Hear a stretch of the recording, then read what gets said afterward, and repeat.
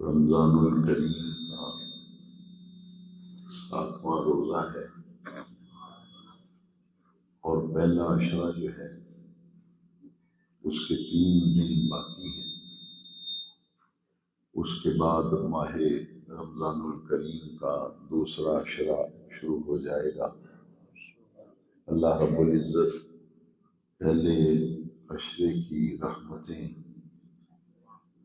ہر صاحب ایمان کو نصیب فرمائے اور دوسرے عشرے کی مغفرت اپنے دامن میں سمیٹنے کے لیے پہلے سے بھی زیادہ کوشش اور محنت کرنے کی اللہ کریم ہم سب کو توفیق عطا فرمائے۔ رات کی نماز تراویح میں قرآن مجید کی جو منزل تلاوت کی گئی اور اس سے پہلے ایک رات چھوڑ کر جو منزل پڑھی گئی، ان دونوں تراویح کے اندر پڑھی گئی منزل میں سے ایک اہم نقطہ جو ہے وہ آپ کی خدمت میں پیش کرنے کا ارادہ کیا ہے۔ سورہ بقرہ کے آغاز میں متقین کی جو صفات بیان کی گئیں ان میں سے ایک صفت اور ایک خوبی جو بیان کی گئی وہ آخرت کے دن پر ایمان لانا ہے۔ وَبِالْآخِرَةِ هُمْ يُوقِنُونَ کہ آخرت کے دن پر صرف ایمان ہی نہیں رکھتے بلکہ ان کا کامل یقین ہے کہ قیامت آ کر کے رہے گی۔ ایمان کی صفات میں جو کہ ابتدا میں ہی بچہ مکتب میں جب قرآن مجید پڑھنا سیکھتا ہے قاعدہ پڑھتا ہے، اسی دوران ایمان کی صفتیں بچوں کو زبانی یاد کرا دی جاتی ہیں۔ ان میں سے ایمان بالآخرت جو ہے وہ بھی ایمان کی صفات میں شامل ہے۔ والبعث بعد الموت یعنی موت کے بعد قبر میں اتارا جائے گا اور پھر قیامت آئے گی، قبریں کھلیں گی اور لوگ میدان محشر میں جمع کیے جائیں گے۔ یہ ہے ایمان بالآخرت کی ایک کیفیت کہ مرنے کے بعد آدمی ختم نہیں ہوتا بلکہ تدفین میت کے بعد عالم دنیا سے عالم برزخ میں بندہ منتقل ہو جاتا ہے۔ جس طرح اس دنیا کی زندگی کا نظام ہے اسی طرح برزخ کی زندگی کا بھی نظام ہے۔ آپ جانتے ہیں کہ جب ہم نماز پڑھتے ہیں الحمدللہ رب العالمین، تمام خوبیاں تمام محامد محاسن اس اللہ کے لیے ہیں جو تمام جہانوں کا رب ہے۔ عالم جہان کو کہتے ہیں اور عالم علم والے کو کہتے ہیں۔ زیر زبر سے معنی بدل گیا۔ لفظ عالم بولا تو اس کا معنی ہے علم رکھنے والا، جاننے والا، اور عالم لام کے اوپر اگر زبر آئے تو اس کا معنی ہے جہان، اس کا معنی ہے دنیا۔ اب یہ عالم دنیا تصور کیا جاتا ہے۔ انسان کی پیدائش سے لے کر موت تک جتنا وقت اس دنیا میں گزارتا ہے تو جہاں دنیا میں گزارتا ہے تو اس دنیا کو عالم دنیا کہتے ہیں۔ مرنے کے بعد قبر میں جائے گا اسے عالم برزخ کہتے ہیں۔ برزخ کا معنی ہے پردہ،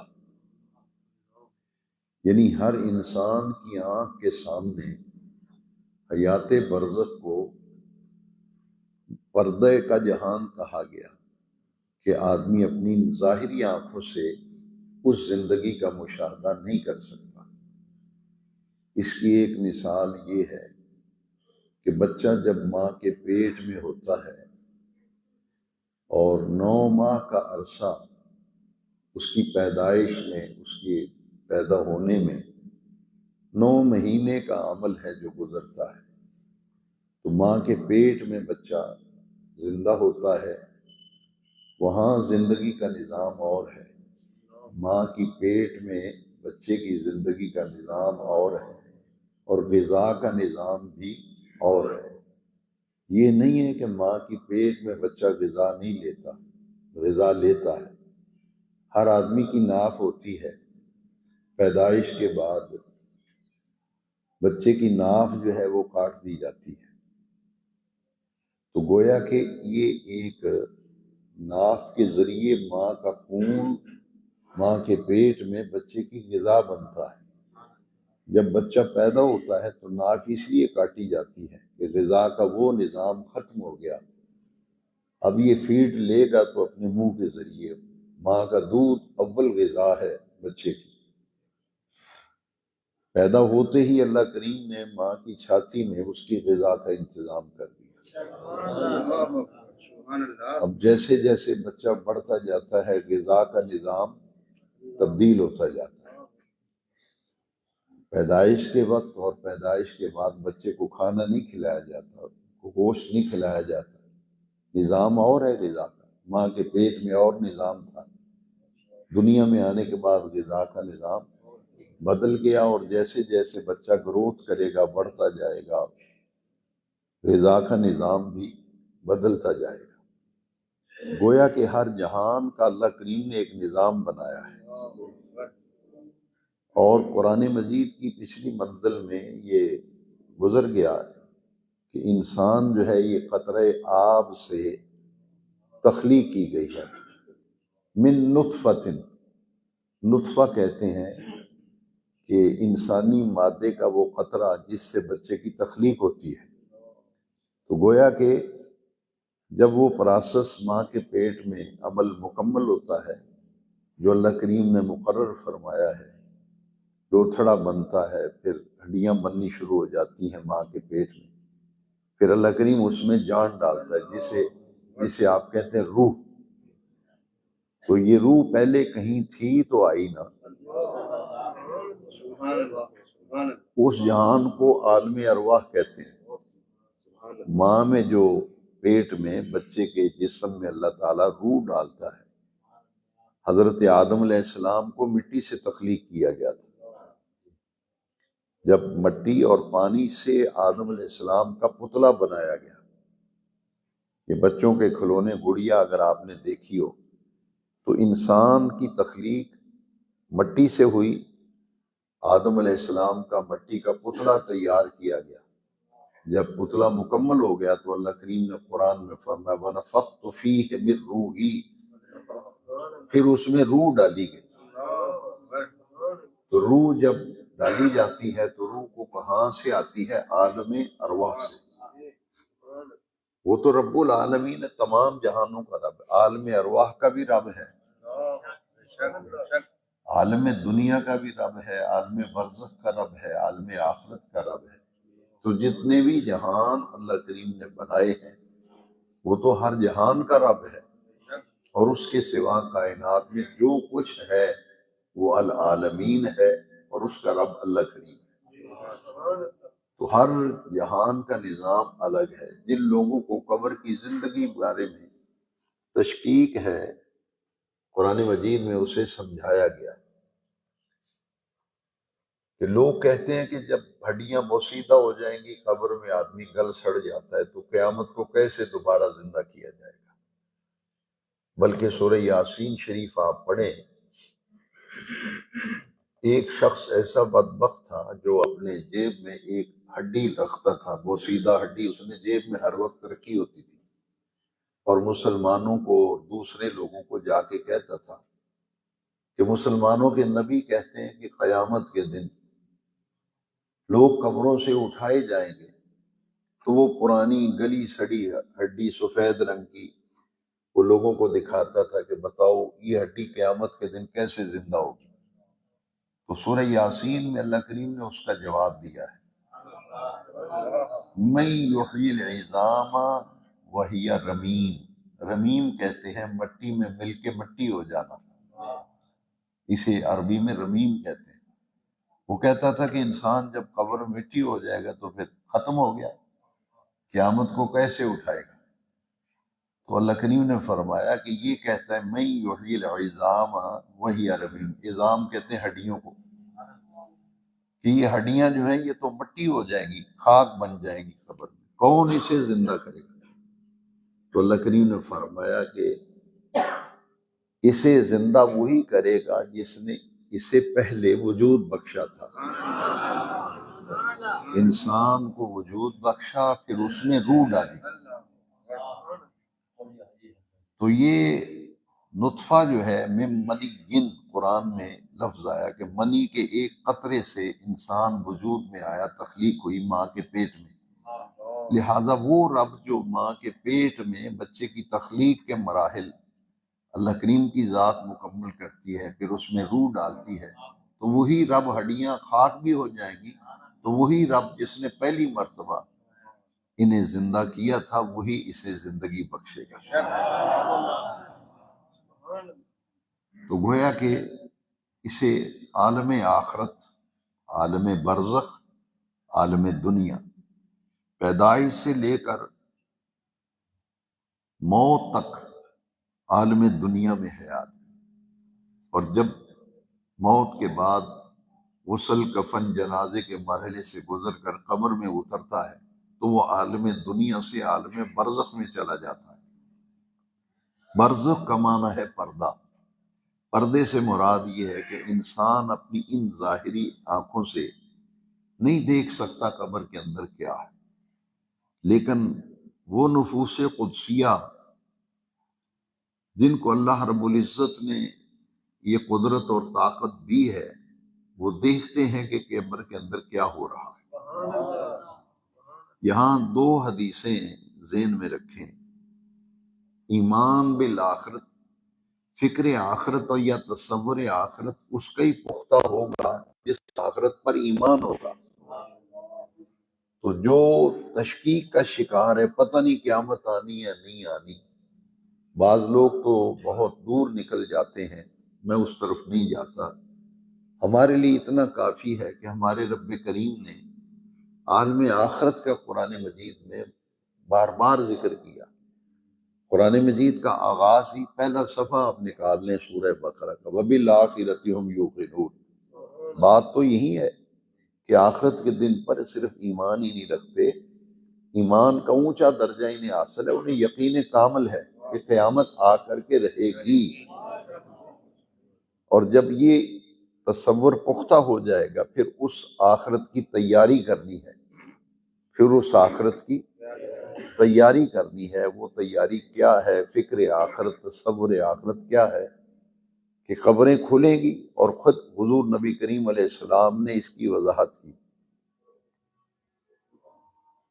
کہ سب سے پہلے حضور نے فرمایا میری قبر کھلے گی، قیامت برپا ہوگی، حضور کی قبر انور کھلے گی، حضور اپنی قبر انور سے باہر جلوہ گر ہوں.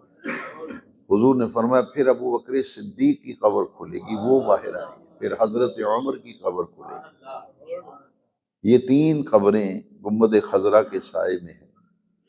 یہاں ایک قبر کی جگہ ابھی باقی ہے. حضرت عیسیٰ علیہ السلام آسمان سے زمین پر اتریں گے اور تبھی زندگی گزارنے کے بعد ان کا وصال ہوگا، اور ان کی تدفین جو ہے اسی گنبد خضرا میں ہوگی. یہ قبریں کھولیں گی، حضور فرماتے ہیں پھر میدان محشر میں جائیں گے ہم، لیکن اس کے بعد جنت البقیع جو مدینہ منورہ کا قبرستان ہے وہ سب قبرستان کھل جائے گا، اہل بقیع اپنی قبروں سے باہر آئیں گے. اس کے بعد کون سا قبرستان ہے جو کھلے گا؟ وہ مکہ مکرمہ کا قبرستان ہے جس کا نام جنت المعلا ہے. عام لوگ اسے جنت معلا پڑھتے ہیں، لکھا ہی ایسے ہوتا ہے، لیکن اس کا پروننسیشن، تلفظ کم از کم جو درس میں بیٹھتے ہیں انہیں اچھی طرح یہ فرق معلوم ہونا چاہیے۔ اصل یہ لفظ ہے جنت المعلا، جنت المعلا، یہ مکہ شریف کا قبرستان ہے۔ یہ پورا قبرستان کھلے گا اور اہل قبور اپنی قبروں سے باہر آئیں گے اور میدان معاشر میں جمع کیے جائیں گے، اور جب وہاں جمع ہوں گے، اکٹھے ہوں گے، تو کوئی شخص اس وقت تک قدم نہیں اٹھا سکے گا جب تک 5 سوالوں کے جواب نہیں دے لیتا۔ 5 سوالوں کا جواب۔ حضور کی حدیث شریف ہے کہ اپنا پاؤں کوئی اٹھا کے ادھر ادھر نہیں کر سکے گا، ہیبت باری تعالی طاری ہوگی، قیامت کا خوف، آخرت کا خوف طاری ہوگا، نفسا نفسی کا عالم ہوگا، تو آدمی ہٹ نہیں سکے گا جب تک 5 سوالوں کا جواب نہیں دے دیتا۔ آج یہ 2-3 دن کی منزل جو ہم نے رات کو سنی، اس کا خلاصہ یہ ہے کہ وہاں ہمیں اپنے اعمال کا جواب دہ ہونا پڑے گا، اپنے اعمال کا جواب دہ ہونا پڑے گا۔ رات کے درس میں میں نے عرض کیا تھا کہ حضور کی امت پر اللہ کا بہت زیادہ کرم ہے کہ توبہ اور استغفار 2 چیزیں اللہ کریم نے ایسی بنائی ہیں جن کی بدولت نامہ اعمال سے گناہ جو ہے وہ مٹا دیے جاتے ہیں۔ توبہ، استغفار ایک ایسا عمل ہے کہ وہ کاغذ، وہ دفتر، وہ رجسٹر جن پر ملائکہ گناہ لکھتے ہیں، وہاں سے گناہ مٹا دیے جاتے ہیں، جس کے لیے ایک حدیث شریف میں آپ کو عرض کرتا ہوں کہ ایک صحابہ کرام کو حضور نے فرمایا قیامت کے دن ایک آدمی جنت میں جا رہا ہوگا، اس کا فیصلہ ہو جائے گا یہ جنتی ہے، جب وہ جانے لگے گا تھوڑا سا فاصلہ طے کرے گا، اس کو فرشتے روک لیں گے، رب کریم کی بارگاہ میں عرض کریں گے باری تعالیٰ یہ جنت میں جا رہا ہے لیکن ہمارے پاس اس کے گناہوں کے رجسٹر بھرے ہوئے ہیں، اس کا کھاتہ بڑا لمبا چوڑا ہے، ہمارے پاس رجسٹر ہیں۔ تو اللہ کریم فرمائیں گے لے آؤ رجسٹر، اس کا کھاتہ لاؤ جس پہ اس کا سارا حساب کتاب لکھا ہے۔ وہ جب دفتر اٹھا کے لائیں گے تو جس صفحے کو کھولیں گے وہ خالی ہوگا، اچھا اس پہ لکھا ہی کچھ نہیں۔ وہ ادھر سے کاغذ کھولیں گے، ادھر سے رجسٹر الٹ پلٹ کے دیکھیں گے، وہ عرض کریں گے باری تعالیٰ گناہ تو اس نے بہت کیے تھے، وہ سب اس پہ لکھے ہوئے تھے لیکن ہوا پتہ نہیں کیا ہے، پورا رجسٹر ہی خالی ہے۔ اللہ کریم فرمائیں گے اس بندے نے میرے حضور میں صدق دل سے اپنی خطاؤں، اپنے گناہوں اور اپنی غلطیوں کی معافی مانگی تھی، بتقاضۂ بشریت جو خطائیں سرزد ہوئی تھی ان کی معافی مجھ سے طلب کی تھی، تو میرا رحمت کا سمندر، دریا، سمندر پانی، رحمت کا دریا جب چلا تو اس کے سارے گناہوں کو بہا کر کے لے گیا۔ توبہ کے ایک درجہ یہ ہے جس کو قرآن مجید میں اللہ کریم فرمائے کیا تو گناہ تھا لیکن جب توبہ کرتا ہے بندہ اس گناہ کو اللہ تعالیٰ نیکی میں بدل دیتا ہے، یہ اونچا درجہ ہے اللہ کی رحمت۔ آیت کریمہ میں سنا دیتا ہوں، اولئک یبدل اللہ سیئاتہم حسنات، سیئات کہتے ہیں گناہوں کو، حسنات کہتے ہیں نیکیوں کو۔ کیا گناہ تھا لیکن اس گناہ کو توبہ اتنے اعلیٰ درجے کی کہ رب ذوالجلال اس کے گناہوں کو پھر نیکیوں میں بدل دیتا ہے۔ تو یہ اللہ کی رحمت ہے، یعنی ہمیں اپنی آخرت کی جو فکر اور تصور ہے اس میں یہ بات ہر وقت ذہن نشین رکھنی چاہیے کہ ہمیں اپنے توبہ کا عمل ساتھ ساتھ ہمیں استغفار کا عمل چلتے رہنا چاہیے، کیونکہ توبہ کا دروازہ کب تک کھلا ہے؟ موت آنے تک توبہ کا دروازہ کھلا ہے۔ ہر شخص پہ جب موت آئے گی تو اس کا توبہ کا معاملہ ختم ہو جائے گا، مرنے سے پہلے پہلے جو رجوع اللہ کرتا ہے، توبہ کرتا ہے، استغفار کرتا ہے۔ میں نے کئی مرتبہ یہ عرض کیا ہے کہ کچھ گناہ ایسے ہیں کہ وہ توبہ اور استغفار کے بغیر معاف ہوتے ہیں، ان گناہوں کو کہتے ہیں صغیرہ گناہ، چھوٹے درجے کے گناہ۔ وہ گناہ ایسے ہیں کہ وضو سے معاف ہو جاتے ہیں، کچھ گناہ ایسے ہیں کہ آپ نے وضو میں کلی کی ہے، پانی منہ میں ڈالا ہے کچھ گناہ ایسے ہیں جو ہاتھ دھوئے ہیں، کچھ چہرے پہ ڈالے ہیں، بازو دھوئے ہیں، پاؤں ٹکر، وضو سے گناہ معاف ہو گئے۔ کچھ گناہ ایسے ہیں کہ آپ گھر سے وضو کر کے نکلے ہیں مسجد میں نماز کے لیے، ہر قدم کے بدلے اللہ تعالیٰ گناہ معاف فرماتا ہے، نیکیاں عطا فرماتا ہے۔ کچھ گناہ ایسے ہیں جو قرآن مجید کی تلاوت سے معاف ہو جاتے ہیں، اور ایک جمعہ دوسرے جمعے تک، ایک جمعے سے دوسرے جمعے تک درمیان میں جتنے صغیرہ گناہ ہوتے ہیں وہ معاف ہو جاتے ہیں۔ ایک رمضان شریف دوسرے رمضان شریف تک گناہوں کا کفارہ ہے۔ یہ تمام صغیرہ گناہ ہیں۔ البتہ کبیرہ گناہ جو ہیں ان کے لیے توبہ شرط ہے، کبیرہ گناہوں کے لیے توبہ شرط ہے۔ تو جب بندہ توبہ کر لیتا ہے تو اس کے آخرت کے معاملات اللہ تبارک و تعالیٰ بہتر فرما دیتا ہے۔ تو تصور آخرت میں یہ بات ذہن میں رکھیں کہ قیامت آئے گی، قبریں کھلیں گی، ہم میدان محشر میں جمع ہوں گے، اور وہاں سے ہم ہٹ نہیں سکیں گے جب تک 5 سوالوں کا جواب نہ دیں۔ میں کہنا یہ چاہ رہا تھا، بات دوسری طرف چلی گئی کہ قبر کے احوال، قبر کی کیفیات، اس پر 2 حدیثیں بڑی توجہ سے سن لیں کہ قبر کے اندر ہو کیا رہا ہے۔ نبی کریم علیہ السلام نے دیکھا بھی، پھر حضور نے بتایا بھی۔ کئی مرتبہ یہ معاملہ پیش آیا، لیکن ان میں سے صرف 2 حدیثیں، وقت اتنا ہوتا ہے کہ حضور تشریف لے جا رہے تھے، سواری کے اوپر حضور بیٹھے ہوئے ہیں، تو جب آپ کی سواری جو ہے وہ ذرا بدقی، ڈر گئی، تو حضور فوراً سواری کو حضور نے روکا اور نیچے تشریف لے آئے، اتر آئے۔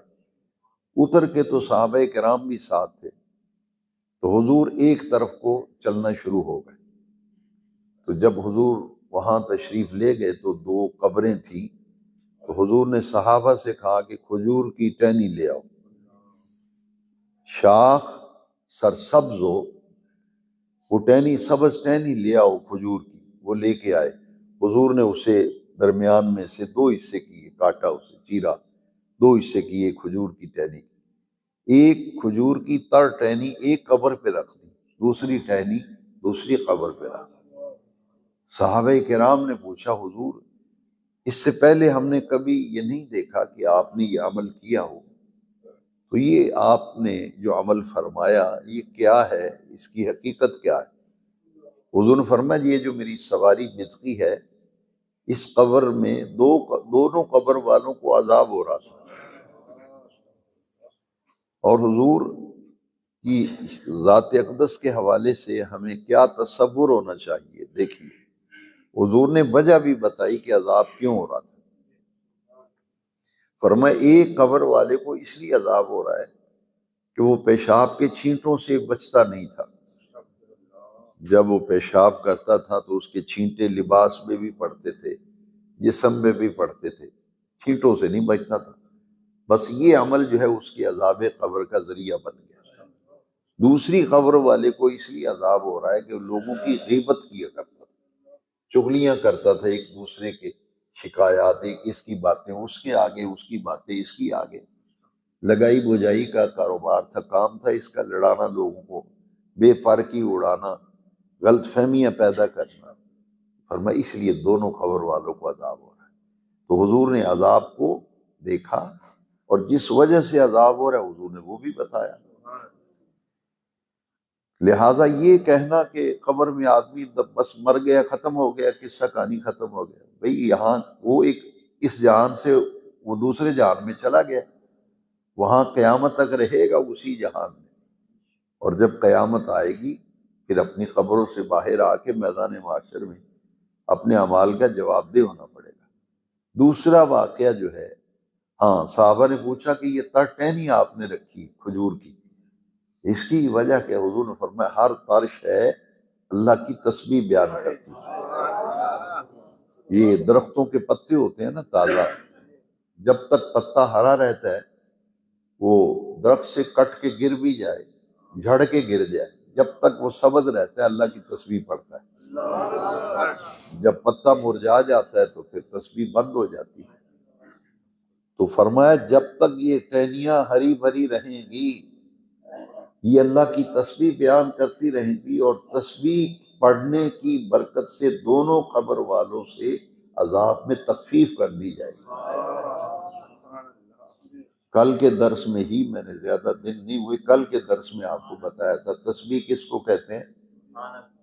ہے جی، جن کو پتہ ہے وہ بولے، ڈر کے نہ بولیں، کھول کے بولیں۔ پھر ڈرنا کس بات کا؟ کل میں نے آپ کو حدیث، تسبیح کہتے ہیں سبحان اللہ، ایک دفعہ پھر کہہ دیں تسبیح، یہ کیا ہے؟ سبحان اللہ، دو لفظ، سبحان اللہ، اللہ پاک ہے، یہ دونوں قرآن کے لفظ ہیں، دونوں قرآن کے۔ بھائی قرآن کے دو لفظ پڑھیں تو قرآن کہ دو لفظ پڑھنے سے حضور فرماتے ہیں یہ دونوں ٹہنیاں جب تک تازہ رہیں گی، اللہ کی تسبیح بیان کریں گی، دونوں قبروں سے عذاب دور ہو جائے گا۔ تو اگر تسبیح دو لفظ سبحان اللہ، سبحان اللہ، دو لفظ یہ پڑھنے سے عذاب دور ہو جاتا ہے، تو کہتے ہیں جی قرآن پڑھنے کا قبر والے کو فائدہ ہی کوئی نہیں۔ خود اپنے دل سے پوچھ لو کہ فائدہ ہے یا نہیں۔ حضور نے فرمایا سورہ ملک ایسی صورت ہے جو قبر کے عذاب سے بچانے والی، یہ حضور کی حدیث شریف، سورہ ملک قبر کے آزمائش، قبر کے عذاب اور قبر کے فتنوں سے بچانے والی صورت ہے۔ تو قرآن پڑھنے کا میت کو فائدہ ہوا یا نہیں ہوا؟ کہتے ہیں جی نہیں، یہ کوئی اس کا فائدہ ہی نہیں۔ یہ قبر کی کیفیت آپ نے دیکھی۔ اب دوسری دیکھ لیجیے، دوسرا واقعہ جو ہے یہ مسلم شریف میں، سیاستہ میں یہ حدیث بھی ہے، یہ حدیث شریف جو اب سنا رہا ہوں یہ مسلم شریف میں۔ حضور معراج کی رات جب تشریف لے گئے تو نبی کریم علیہ السلام نے فرمایا، صحیح مسلم میں حدیث ہے سیاستہ میں، مررت بقبر موسیٰ فإذا هو قائم يصلي في قبره، میں موسیٰ علیہ السلام کی قبر کے قریب سے گزرا، حضور فرماتے میں نے دیکھا وہ اپنی قبر میں کھڑے ہو کر نماز پڑھ رہے ہیں۔ انبیاء اپنی قبروں میں نمازیں پڑھتے ہیں۔ حدیث شریف ہے الانبیاء احیاء فی قبورہم، انہیں برزخی زندگی دی جاتی، اس زندگی کا نظام اور ہے، اس زندگی کا نظام اور ہے۔ موسیٰ علیہ السلام کو نماز پڑھتے ہوئے حضور نے دیکھا، تو لہذا احوال قبر اور احوال آخرت ان پر ایمان کا اعلیٰ درجہ ہونا چاہیے کہ ہم نے تو نہیں دیکھا مگر حضور نے تو دیکھا ہے۔ دیکھیے نا، یہ پہلی تراویح میں یہ منزل گزری ہے کہ نبی کریم علیہ السلام سے بعض صحابہ کرام نے پوچھا کہ یا رسول اللہ صلی اللہ علیہ وسلم ہمارا رب رہتا کہاں ہے؟ ہمارا رب رہتا کہاں ہے؟ اذا سألک عبادی انی، آیت کریمہ گزر چکی پچھلی تراویحوں میں کہ اے محبوب جب آپ سے سوال کریں میرے بندے، اب تو لوگ برملا کہتے ہیں جی بس حضور سے سوال نہیں کرنا، مانگنا نہیں چاہیے، سوال ہی نہیں کرنا چاہیے۔ یہ تو قرآن کہہ رہا ہے اذا سألک عباد، اے محبوب جب آپ سے سوال کریں، کون؟ عبادی، میرے بندے۔ پتہ چلا کہ اللہ کا بندہ وہ ہے جو در مصطفیٰ کا سوالی ہے۔ اذا سألک عباد، پوچھا یا رسول اللہ ہمارا رب رہتا کہاں ہے؟ اللہ کریم نے فرمایا اے محبوب اذا سألک عبادی انی، جب میرے بندے میرے متعلق آپ سے پوچھیں کہ ہمارا رب رہتا کہاں ہے، تو فرمایا محبوب انی قریب، ان کو کہہ دو کہ تمہارا رب تو بہت زیادہ قریب ہے، اتنا قریب ہے نحن اقرب الیہ من حبل الورید، وہ تو شاہ رگ سے بھی قریب ہے۔ اجیب دعوت الداع اذا دعان، یہ منزل گزر چکی تراویح میں، جب میرا بندہ مجھ سے مانگتا ہے، دعا کرتا ہے تو میں اس کی دعا کو سنتا ہوں اور اس کی دعاؤں کو پورا کرتا ہوں۔ فَلْيُؤْمِنُوا بِي، مجھ پر ایمان رکھو، اور جو کچھ مجھ سے مانگو گے، سوال کرو گے، اللہ تعالیٰ عطا فرماتا ہے۔ تو گویا کہ اپنے رب کریم سے جو تعلق ہے اسے مضبوط و مستحکم رکھنے کے لیے یہ باتیں ہمیشہ ذہن میں رکھا کریں۔ ایمان بالآخرت وبالآخرۃ ہم یوقنون، تو یہ اسے کہتے ہیں جواب دہی کا تصور۔ میرے رب کا اتنا کرم ہے کہ ہم تو نہ قرآن سنتے ہیں نہ حدیث سنتے ہیں، ہمیں تو ذوق نہیں رہا لوگوں میں۔ دیکھیے اس سے بڑی کوئی بات ہے کہ اللہ کریم فرمائے جو بندہ، یہ ہے آخرت، یہ ہے فکر آخرت، تصور آخرت۔ جب کسی کے دل میں یہ خوف پیدا ہو گیا نا کہ قیامت کے دن مجھے اللہ کی عدالت میں کھڑا کیا جائے گا، اللہ کی عدالت میں اس کی بارگاہ میں کھڑا کیا جائے گا اور مجھ سے پوچھا جائے گا، جو حدیث آج میں سنانے کا ارادہ میں نے کیا ہے وہ آخر میں سناؤں گا، کہ 5 سوال کیے جائیں گے، اس وقت تک قدم نہیں اٹھا سکے گا۔ یہ جس کو خیال آیا کہ میں اللہ کی عدالت میں کھڑا کیا جاؤں گا، مجھ سے 5 سوال پوچھے جائیں گے، تو کیا جواب دوں گا؟ بس اتنا خیال آ گیا کہ میں اللہ کے حضور کھڑا کیا جاؤں گا، خشیت و خوف دل میں پیدا ہو گیا، کیا جواب دوں گا؟ تو اللہ کریم فرمایا وَلِمَنْ خَافَ مَقَامَ رَبِّهِ جَنَّتَانِ، جس کے دل میں اس بات کا خوف آ گیا، خشیت آ گئی، میں اللہ کی عدالت میں بارگاہ میں کھڑا کیا جاؤں گا، کیا جواب دوں گا؟ فرمایا بس اتنا سا تصور پختہ ہو جائے تو میں اس کو 2 جنتیں دوں گا۔ یہ ہے آخرت کی فکر۔ فکر آخرت اگر ہمارے دلوں میں پیدا ہو گئی تو رب کا قرآن میں وعدہ ہے میں اسے 2 جنتیں دوں گا۔ وَلِمَنْ خَافَ مَقَامَ رَبِّهِ جنتان، 2 جنتیں اس خوش نصیب کے حصے میں آئیں گی، کیونکہ حضور نے فرمایا ایک جنت میں کئی جنتیں ہیں، ان الجنان فی الجنہ، صحیح بخاری کی حدیث ہے۔ لہذا ہمیں یہ رمضان شریف آخرت کا تصور پختہ کرنے، آخرت کی فکر کرنے، قبر کی تیاری کا بہترین ہمیں موقع فراہم کرتا ہے۔ اب آخر میں وہ حدیث شریف پڑھیں گے ہم مل کر، یہ جامع ترمذی میں حدیث شریف ہے، سیاستہ، پہلا بخاری، دوسرے مسلم، تیسرا جامع ترمذی، 6 حدیث کی کتابیں، ستہ 6 کو کہتے ہیں۔ یہ سیاہ ستہ یعنی حدیث، صحیح احادیث، صحیح 6 کتابیں حدیث شریف کی ہیں۔ جو عالم دین بنتا ہے نا جب آدمی، تو آخری سال جب اس کا لاسٹ ایئر ہوتا ہے تو 6 کتابیں حدیث شریف کی اس سے پڑھائی جاتی ہیں، سیاستہ۔ اس میں سے بخاری شریف، مسلم شریف، ترمذی شریف۔ یہ ترمذی شریف کی جو حدیث کا نمبر ہے 2416، 2416 نمبر حدیث شریف ہے جامع ترمذی کی، اور یہ پہلا چیپٹر، پہلا باب ہی ہے ترمذی کا، اسی کے اندر یہ حدیث ہے، ابواب القیامہ، قیامت کے بارے میں احادیث جمع کی ہیں امام ترمذی نے علیہ الرحمہ، تو اس میں یہ حدیث ہے۔ یہ حدیث پر میں درس ختم کرتا ہوں۔ حضور نبی کریم صلی اللہ تعالی علیہ وبارک وسلم نے ارشاد فرمایا کہ قیامت کے دن کسی آدمی کا قدم اس وقت تک میزان عدل سے علیحدہ نہ ہو سکے گا۔ میزان عدل جہاں اعمال تولے جائیں گے، میزان ترکڑی کو کہتے ہیں، ترازو کو عربی میں میزان کہتے ہیں، اس کا نام ہے میزان عدل۔ وہاں انصاف ہوگا، ظلم زیادتی کسی پہ نہیں ہوگی، اس کے اپنے اعمال کا حساب کتاب ہوگا۔ اول من یحاسب، پہلا حساب جس چیز کا ہوگا تولا جائے گا وہ نماز کا عمل ہے، یہاں سے حساب شروع ہوگا، اور 5 سوال کیے جائیں گے۔ جب تک 5 سوالوں کا جواب نہیں دے لیتا کوئی آدمی وہاں سے قدم نہیں اٹھا سکے گا۔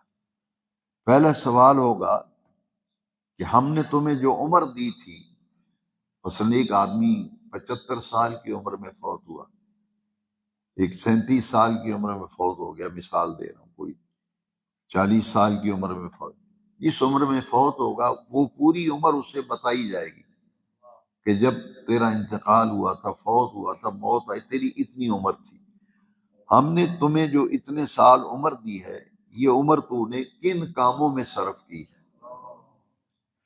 تیری عمر کن کاموں کے اندر بسر؟ یعنی دو ہی چیزیں ہیں، اچھائی میں یا برائی میں؟ اچھائی کے کاموں میں عمر گزری ہے یا برائی کے کاموں میں؟ اور دوسرا پھر سوال ہوگا کہ ہم نے تجھے جوانی دی تھی، جوانی اللہ کی بہت بڑی نعمت ہے۔ اس کے بعد پھر اعلیٰ حضرت نے لکھا ہے کہ تین ہی دور آتے ہیں، ایک بچپن، جوانی، بڑھاپا، اس کے بعد دور ہی کوئی نہیں۔ بڑھاپے کے بعد کوئی اور دور ہوتا ہے؟ تو معلوم یہ ہوا کہ بچہ جب جوان ہوتا ہے وہ کہتے ہیں گبرو ہو گیا منڈا ساڈا، یعنی یہ عالم شباب جب جوانی پورے جوبن پر ہوتی ہے، یہ 40 سال کی عمر تک ہے۔ 40 سے جب اوپر آدمی جاتا ہے تو پھر وہ نیچے کی طرف جاتا ہے۔ تو 40 سال کی عمر تک جوانی ہے۔ پوچھا جائے گا تجھے ہم نے جوانی دی، شباب دیا، وَأَنْ شَبَابِهِ، اس کے شباب کے بارے میں، جوانی کے بارے میں پوچھا جائے گا کہ بتا تیری جوانی کن کاموں کے اندر صرف ہوئی، اچھے یا برے کام؟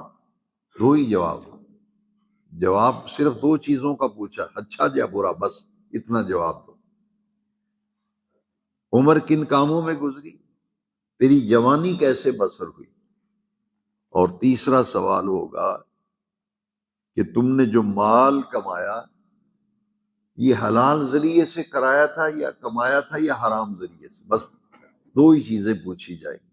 جو تیری کمائی تھی، جو تیرا مال جمع کیا تھا، کمایا تھا، یہ جائز طریقے سے کمایا تھا، ناجائز طریقے سے، حلال سے کمایا تھا یا حرام سے؟ تین سوال یہ ہوں گے۔ اور چوتھا سوال ہوگا یہ جو ہم مال خرچ کرتے ہیں اس کے متعلق بھی پوچھا جائے گا۔ میں نے یہ بھی پچھلے درس میں آپ کو سنا دیا تھا، ان المبذرین کانوا اخوان الشیاطین، قرآن کی آیت ہے کہ جو فضول خرچ آدمی ہے یہ فضول خرچی کرنے والے شیطان کے بھائی ہیں۔ فضول خرچی نہ کرو، جہاں ضرورت ہے وہاں خرچ کرو۔ تو فرمایا کہ یہ پوچھا جائے گا یہ مال جو ہم نے تجھے دیا تھا، ایک سوال مال کے وَأَنْ مَالِهِ، اس کے مال کے بارے میں پوچھا، حلال طریقے سے کمایا یا حرام طریقے سے؟ پھر اس سے اگلا سوال یہ پوچھا جائے گا کہ یہ جو مال تو نے کمایا تھا یہ اچھے کاموں میں خرچ کیا تھا یا برے کاموں میں خرچ کیا تھا؟ اس کا جواب دو، کہاں کہاں خرچ کیا تھا۔ اسی لیے اہل اللہ نے لکھا ہے کہ جو اللہ کے راستے میں مال خرچ ہو گیا وہ تمہارا ہے، باقی وہ تمہارا نہیں ہے۔ جو تم نے اپنے ہاتھ سے خرچ کر دیا نا، غریبوں، مسکینوں، بیوہ عورتوں، محتاجوں، معذوروں، جو لوگوں ضرورت مندوں کی ضرورتوں پر تم نے خرچ کیا، وہ تمہارا مال ہے، کیونکہ اس کا پورا پورا اجر قیامت کے دن ملے گا۔ پوچھا جائے گا کہاں کہاں خرچ کیا؟ جب فرشتے گواہی دیں گے یہ تو غریبوں کا بڑا خیال رکھتا تھا جی، کسی یتیم بچی کی شادی میں اس نے مدد کی تھی، اس نے فلاں مریض کا علاج کروایا تھا، ہاں بچے کو اس نے تعلیم دلوائی تھی، کسی کے پاس لباس نہیں تھا اس نے کپڑے لے کے دیے تھے، کسی کی دوائی کے پیسے نہیں تھے یہ اس کا دوائی لے کے دیتا تھا۔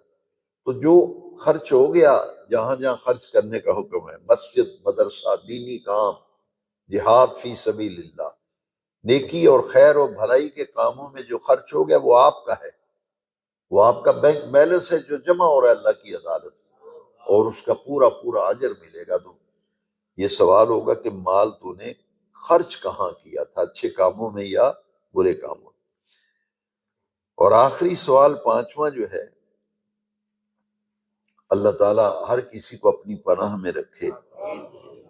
ہم یہ کہتے ہیں جی فلاں آدمی بہت بڑا عالم ہے، بہت بڑا، خود کو علم بڑا ہے، تو اس وقت کم از کم میں کانپ جاتا ہوں، اس لیے کہ معنی علم بہت بڑا ہوگا، عالم بھی بہت بڑے ہوں گے، لیکن یہ حدیث شریف ایک دفعہ ہر صاحب علم کے لیے جھنجھوڑ کر رکھتی ہے دامن کو۔ کہا جائے گا کہ تو نے جو ہم نے تمہیں علم کی نعمت دی تھی، وان علم ہی، اس کے علم کے بارے میں ٹھیک ہے بہت بڑے عالم تھے تم، مفتی بھی تھے، بہت بڑے استاذ بھی تھے تم، معلم بھی تھے، لوگ تمہیں سمجھتے تھے بہت بڑا عالم ہے، لیکن فرمایا جائے گا تیرے پاس علم تو تھا، وہ تو ہمارا دیا ہوا تھا، لیکن یہ بتا کہ اپنے اس علم پر تو نے عمل کتنا کیا تھا۔ کتنا نازک سوال ہے۔ لہذا اس حدیث شریف سے معلوم ہوا کہ یہ دیکھا جائے گا کہ علم ہے لیکن عمل کتنا ہے۔ کم از کم اس سے ایک بات اور مراد ہے، مثلا آپ سب حضرات جتنے بیٹھے ہیں، جتنا جتنا آپ کو نماز کے مسئلے آتے ہیں، مسجد کے مسئلے آتے ہیں، دین کے مسئلے آتے ہیں، جتنا جتنا علم آپ کے پاس ہے نا، ہم سب سے پوچھا جائے گا کہ جتنا جتنا علم تھا تمہارے پاس، اس علم پر تم نے عمل بھی کیا نہیں کیا؟ یہ سب کو علم ہے کہ نہیں نماز فرض ہے؟ وہ ہے ایسا بندہ جس کو علم نہ ہو کہ نماز فرض نہیں؟ جو نہیں پڑھتا اسے بھی پتہ ہے کہ فرض ہے۔ یہ پوچھا جائے گا علم تو تھا تیرے پاس کہ نماز فرض ہے، لیکن تو نے عمل کتنا کیا ہے؟ تو یہ بڑا نازک سوال ہے۔ یہ 5 سوال ایسے ہیں، ہمارے استاد اللہ ان کی قبر پہ رحمت نازل فرمائے، وہ فرمایا کرتے تھے کہ فکر آخرت، تصور آخرت کی تیاری اگر کرنی ہے تو اس سے بڑی حدیث، فرمایا کرتے تھے میں آپ کو نہیں سمجھا سکتا کہ یہ نقطہ کمال ہے کہ کوئی آدمی قیامت کے دن میزان عدل پر پاؤں نہیں اٹھا سکے گا جب تک 5 سوالوں کا جواب نہ دے۔ تو جس شخص نے 5 سوالوں کی تیاری کر لی، اس کو نہ یہاں فکر ہے، نہ قبر میں فکر ہے، نہ آخرت میں۔ لو جی، یہ ہے تصور آخرت اور یہ ہے فکر آخرت۔ اللہ اس کی تیاری کی توفیق دے۔ میں پھر عرض کرتا ہوں کہ عمر کے بارے میں پوچھا جائے گا، جوانی کے بارے میں پوچھا جائے گا، مال کے بارے میں پوچھا جائے گا۔ مال کے بارے میں 2 سوال ہیں۔ مال اتنی نازک چیز ہے، اس لیے قرآن میں بار بار ہے انما اموالکم واولادکم فتنہ، مال بھی فتنہ ہے، اولاد بھی فتنہ ہے۔ یہاں فتنہ سے مراد آزمائش ہے، فتنہ نہیں ہے۔ یہاں فتنے سے مراد کیا ہے؟ آزمائش۔ اللہ کسی کو مال دے، وہ سمجھ لے میری آزمائش شروع ہوگی۔ یہ نہ دیکھے کہ بہت پیسہ آ رہا ہے، بہت کمائی ہے، بینک بیلنس ہے، خیر ہو گئی رب کی۔ خیر تو ہے، لیکن باقی ہر چیز کے بارے میں ایک ایک سوال ہے جو تیری آسانی، تیری آسائش، رزق کی فراوانی ہے، گاڑیاں ہیں، کوٹھیاں ہیں، کاریں ہیں، پلاٹ لیے ہوئے ہیں، 4 دکانیں بن گئی ہیں، 6 مکان بن گئے، جتنا بنا رہے ہو اتنا ہی سوالوں کا جواب بھی دینا پڑے گا۔ مال کے بارے میں 2 سوال، حلال طریقے سے آیا، حرام سے آیا۔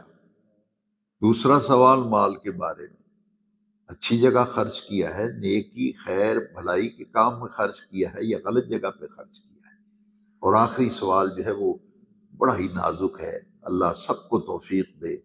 سب سے پہلے میں اپنے لیے توفیق مانگتا ہوں کہ علم اللہ کی بہت بڑی عطا ہے، لیکن یہ آزمائش بھی ہے، آزمائش بھی ہے کہ اتنا علم دیا، کہتے بہت بڑا عالم ہے، کمال ہے، پاکستان میں ان کے پائے کا عالم کوئی نہیں۔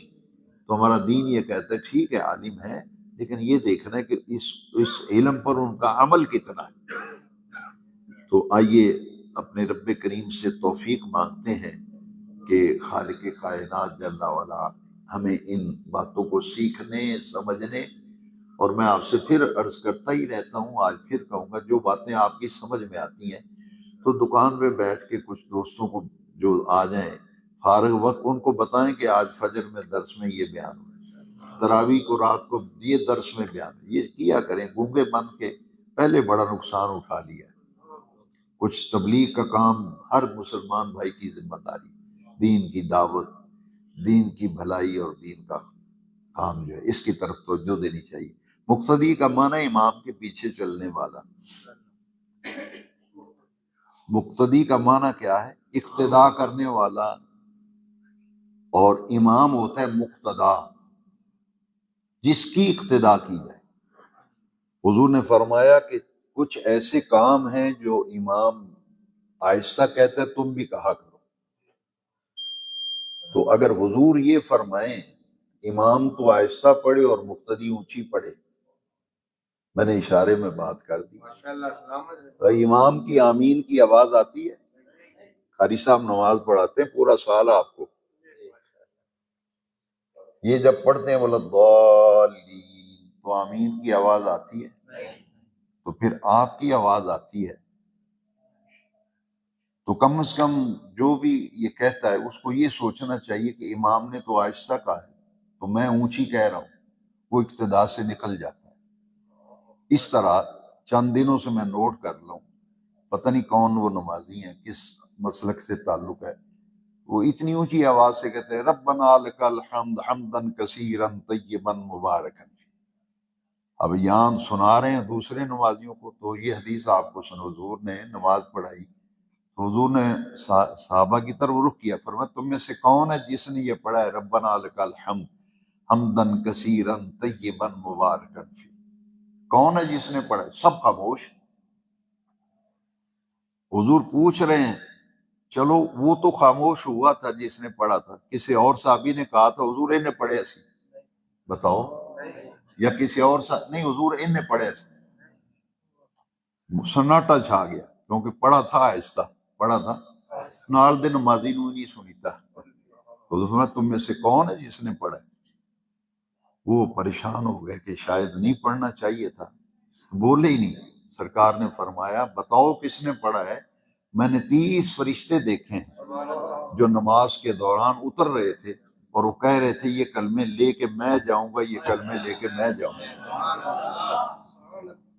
اس نے تو پڑھا آہستہ کے ساتھ والے کو نمازی کو نہیں پتا، لیکن یہاں اتنی اونچی آواز سے پڑھے ربنا لک الحمد حمدا کثیرا طیبا مبارکا فی، تو وہ دوسرے نمازی سب سن رہے ہیں۔